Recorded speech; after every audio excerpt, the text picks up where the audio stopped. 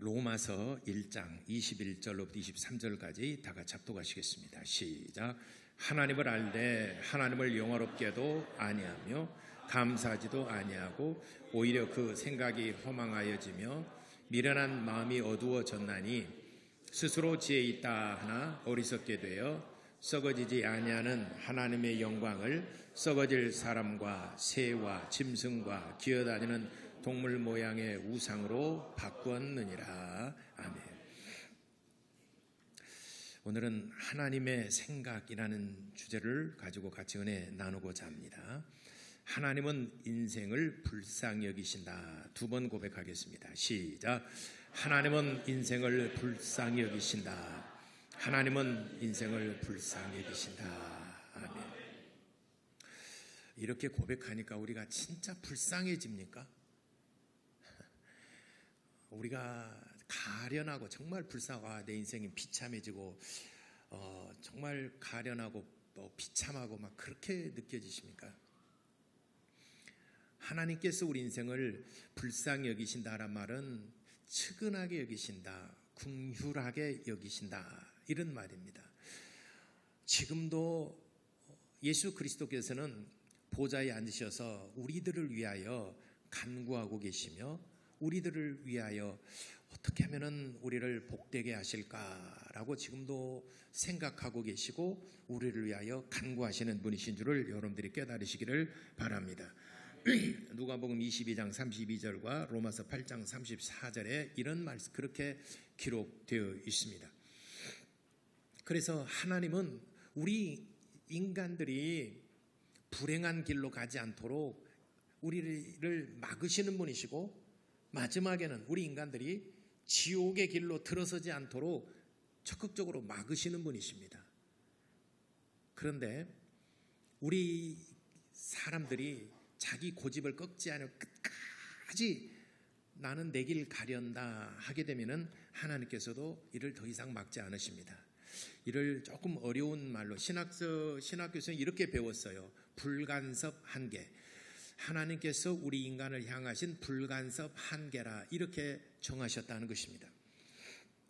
그 말은 우리 인간이 의지를 가지고 있는 내가 어떤 것을 깨닫고 알고 내가 결정하고 의지를 가지고 내가 가는 방향에 대해서 하나님은 존중하신다는 거죠. 그걸 말하자면 인격이죠. 우리 인격을 하나님이 그만큼 존중하신다는 것입니다. 로봇가 아니고 인격을 가지고 있기 때문에 우리가 마음을 돌이켜서 하나님을 사랑하고 하나님을 경배하기를 원하시는 것입니다. 물론 하나님께서 우리 인간들을 로봇처럼 막 이렇게 로봇 공화국을 만들어서 하나님께 다 경배하게 할 수도 있어요. 그런 능력도 있어요. 그렇지만은 하나님께서 선악과를 먹을 권리도 있지만은 먹지 않을 권리도 하나님께서 우리에게 주셨어요. 그러나 아담과 하와는 결국에는 선악과를 먹었어요. 그래서 인류의 불행이 거기서부터 시작된 것입니다. 생명과에 대해서는 두루 도는 화염검과 천사들로 하여금 더 이상 접근해 가지 못하도록 막으셨어요. 하나님께서는 우리 인간들이 어떻게 살아갈 것인가 하는 것을 우리 스스로가 선택하고 결정할 수 있도록 그렇게 우리에게 의지를 주셨고 인격을 주셨습니다. 그런데 우리 인간들이 선택을 하고 결정하고 그 길을 가는 데 있어서 좋은 길을 가고 생명의 길로 갈 수 있도록 하나님께서는 늘 우리를 인도하신다는 것입니다. 그러나 자기 고집과 자기 생각과 자기 이론과 자기 경험과 자기 지식이 너무 강한 사람들은 그걸 인간들의 어떤 그 의지를 더 이상 간섭하지 않으신다는 것이죠.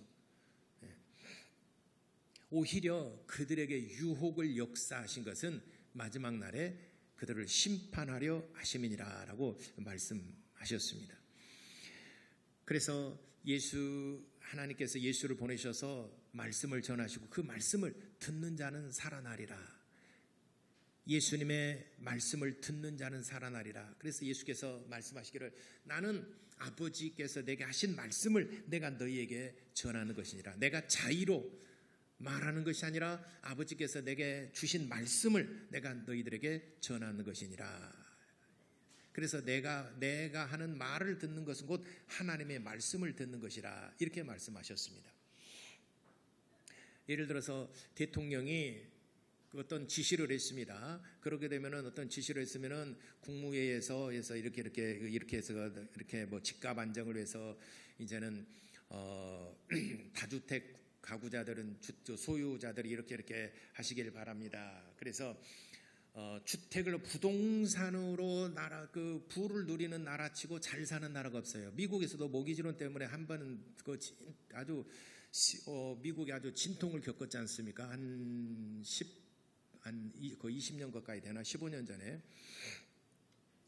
그래서 부동산에 많이 몰리게 되면은 그 나라는 발전이 없다는 거죠. 그래서 그런 부동산에 있는 돈을 빼서, 부동산이라 사실 우리가 주거의 목적이지 않습니까? 가장 주된 목적이 주거의 목적이에요. 부동산이라는, 그렇죠? 그 다음에 거기서 뭔가 생산해내는 거, 농지랄지 뭐 산림이랄지 이런 것은 생산성이 있는 것들이에요.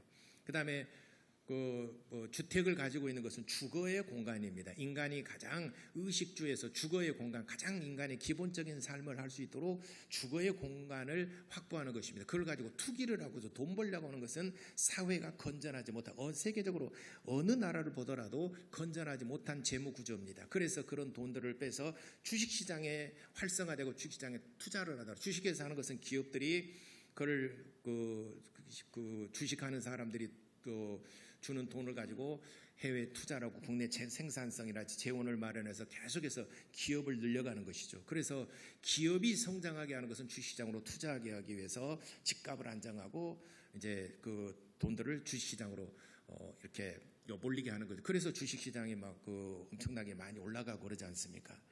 주식시장 돈이 쭉 빠지고 전부 다 그 부동산 투기로 간다 하게 되면 그 나라는 경제적인 전체적인 규모가 안정하지 못하고 굉장히 불안정하게 됩니다. 그래서 지금 그 정책이 아마 그런 것 같아요. 부동산에 있는 돈을 빼서 이제 주거의 공간으로서 1인 1주택 하고 사는 것으로 만져 그 돈을 투자를 해라. 내가 직접 투자를 못할 것 같으면 기업이 일할 수 있도록 주식시장으로 투자를 해서 이렇게 나라가 이렇게 기업이 잘 돌아가고 또 사업을 잘해서 기업 경영을 잘해서 그 이윤들을 모든 국민들이 나눠 가질 수 있도록, 그래야 나라가 건강하지 않겠느냐. 이것이 가장 기본적인 어떤 그 나라의 경제적인 어떤 구조인 것 같습니다.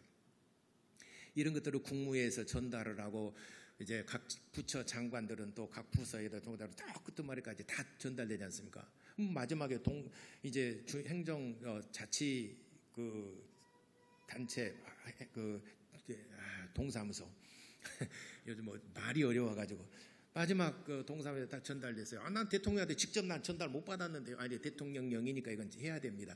나는 이거 대통령한테 직접 전달받으면 나 대통령이 나한테 직접 말해야지.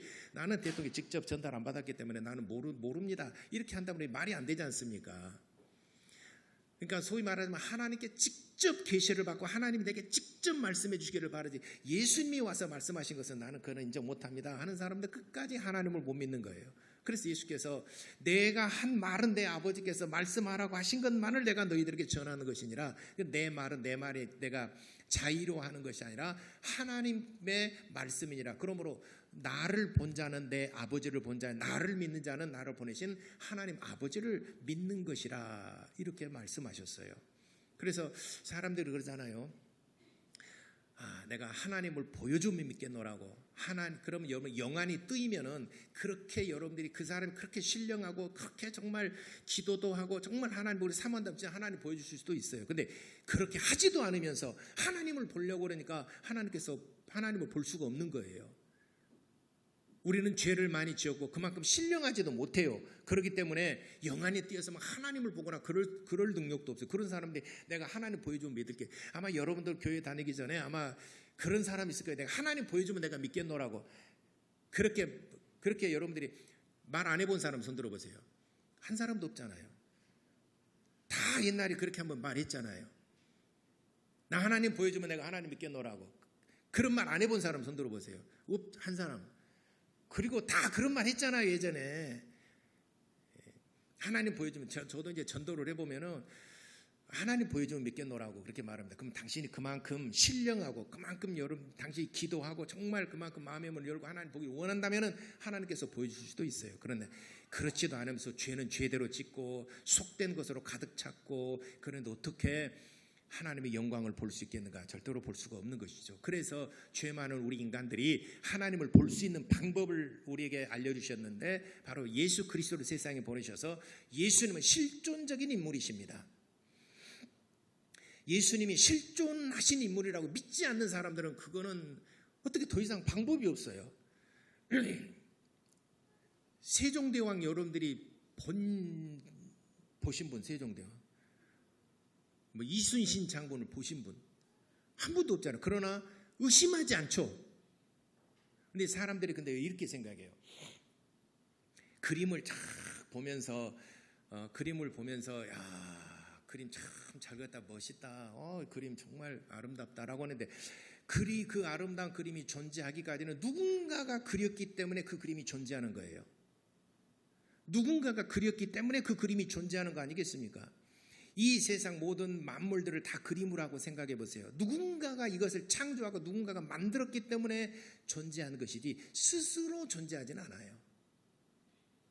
그래서 정말 조금 더 똑똑하고 영리한 사람들은 그림을 보고 야, 이 그림 그린 사람은 진짜 정말 유능한 작가구나 이렇게 그림 그린 사람에 대해서 생각을 합니다. 그림만 보는 게 아니라 이 우주 만물을 보고 야, 정말 아름답다, 야, 참 날씨 좋다, 그것만 보지 조금 더 똑똑하고 유능하고 정말 지혜로운 사람들은 야, 이거 누가 만들었을까? 야, 신이 만들었지, 이거는 정말 사람의 손으로 만든 것이 아니다, 이거는 신이 만들었다라고 그 세계 모든 만물들을 지으신 하나님을 생각한 사람은 정말 똑똑한 사람이고 지혜로운 사람이에요.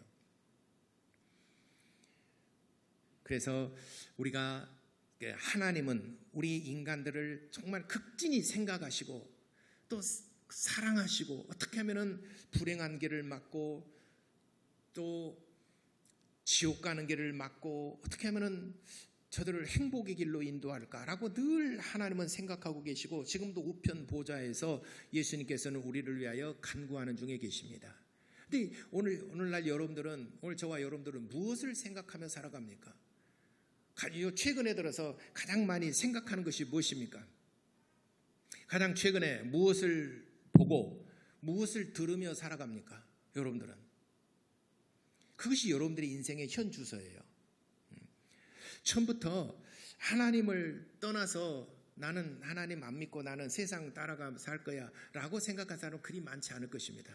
아마 여러분도 아마 거의 대부분이 하나님을 떠나리라고는 생각도 못하고 상상도 못할 거예요. 그러나 마지막까지 천국 갈 수 있는 사람은 그리 많지도 않아요. 또 그러니까 처음부터 하나님을 떠나 세상을 따르려고 하는 사람이 없어요. 근데 왜 그러면 그렇게 점점 되어져 가느냐? 그거는 영적으로 둔감해지기 때문에 그렇습니다. 하나님은 영이신데 영적으로 둔감해지기 때문에 그래요. 그러면 영적으로 둔감해지게 하는 요소들이 있습니다. 옛말에 이런 말이 있잖아요.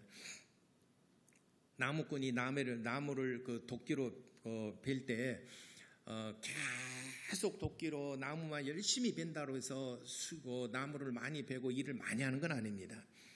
정말 그 유능한 나무꾼들은 도끼로 계속해서 나무를 치고 일정 양을 베고 난 다음에 이쯤 되면 도끼 날이 많이 이가 빠지고 많이 무뎌졌겠다 해서 도끼 날을 다시 갑니다.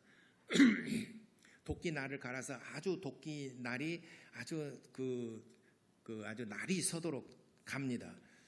그리고 쉬었다가 다시 힘을 내서 또 나무를 뱁니다. 그러면은 그 나무가 잘 베어집니다. 그래서 옛말에도 나무꾼이 그 도끼에 날을 세워야 된다. 그래야 일을 수확량을 많이 늘릴 수 있다. 이런 뭐 비슷한 그런 말이 있지 않습니까?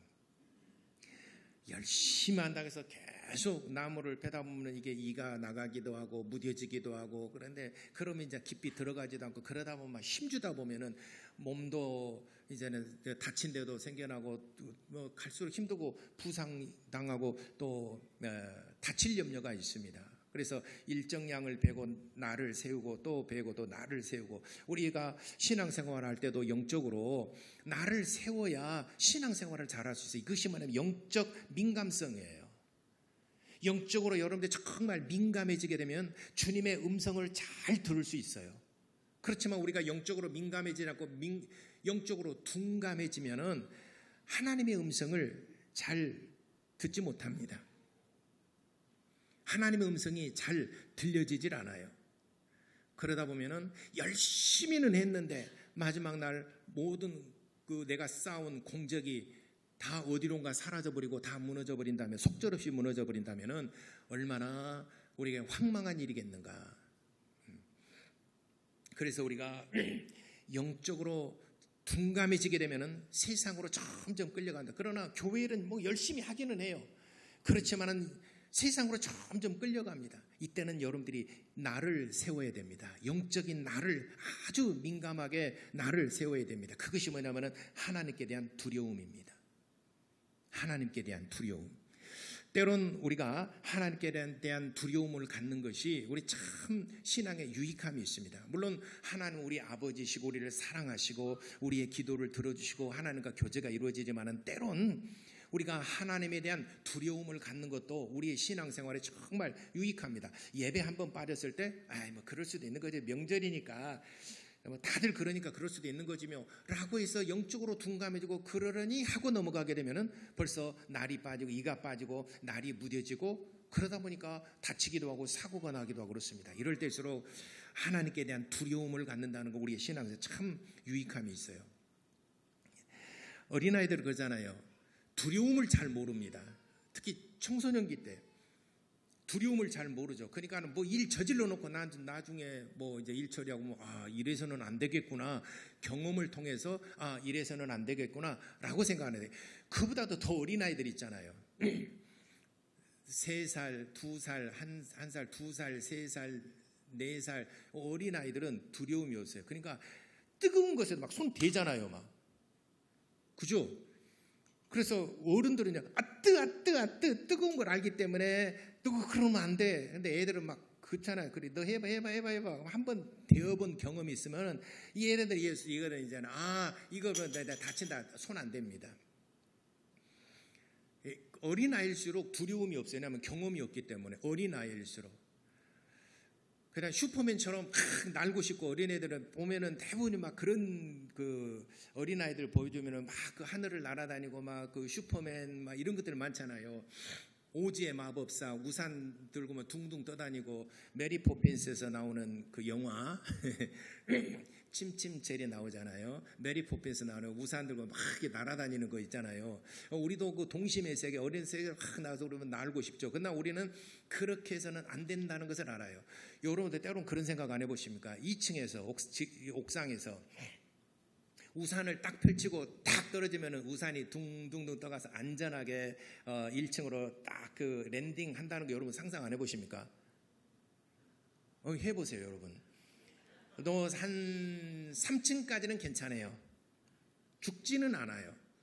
3층까지는. 그래서 우산 들고 탁 뛰어내리면은 둥둥둥 떠가고 낙하산처럼 그래서 안전하게 랜딩 딱 할 것 같죠. 그러다 사고 납니다. 한 번 꼬라박고 대가리 아니고 방송 나가지. 머리 터지고 꼬꾸라지고 하고 난 다음에는요 절대로 그런 무모하고 어리석은 짓 안 합니다. 어린애들은 겁이 없어요. 겁이 없다 보니까 슈퍼맨처럼 날고 어린애들은 막 뛰어다니고서는 어른들을 보자. 어른들이 보고 있으면 아야야 안돼 무서워. 이거 다쳐 어린애들은.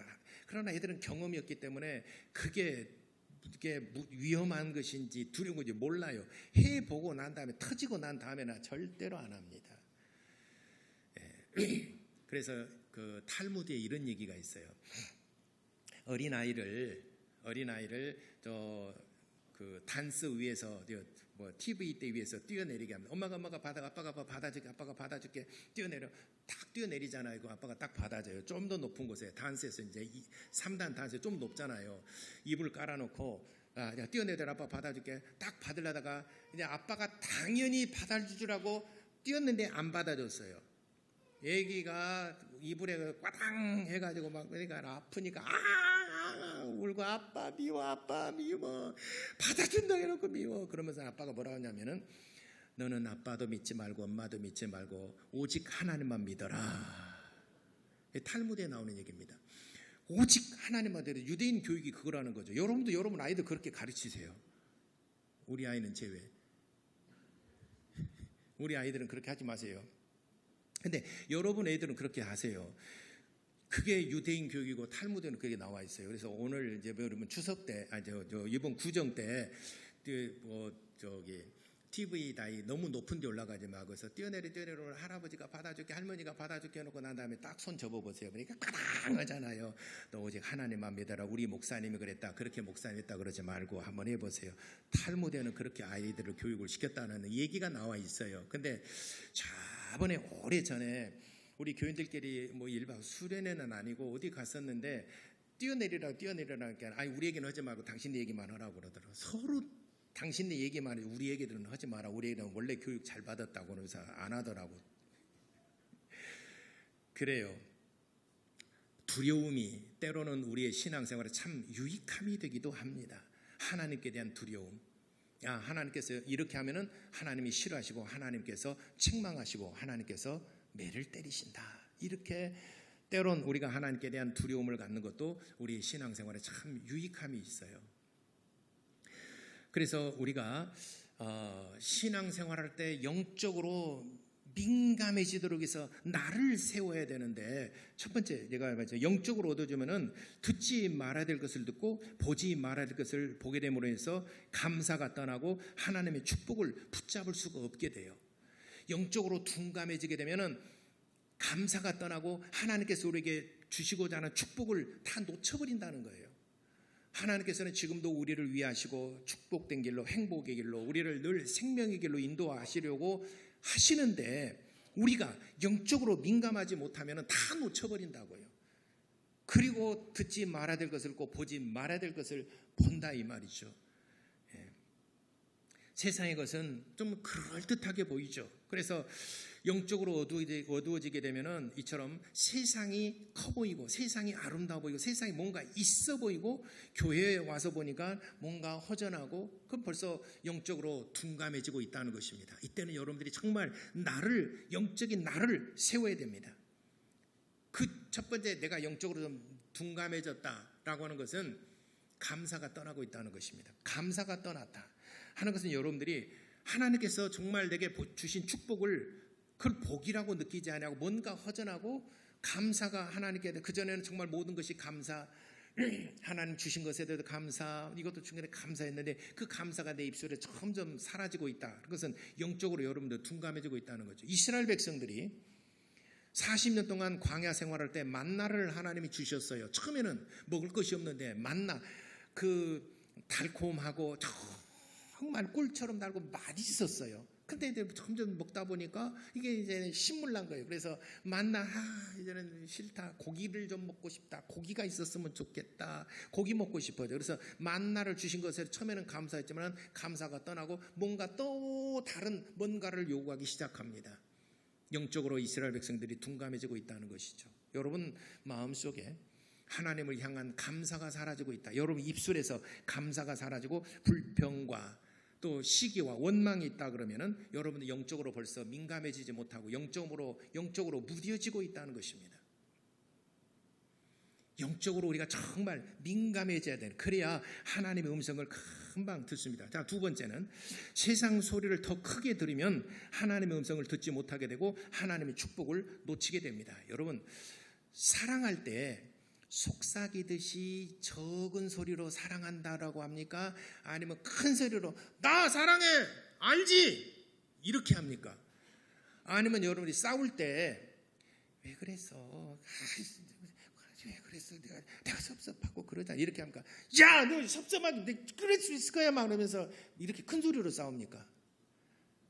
사랑할 때 큰 소리로 사랑해요? 속삭이듯이 사랑해요?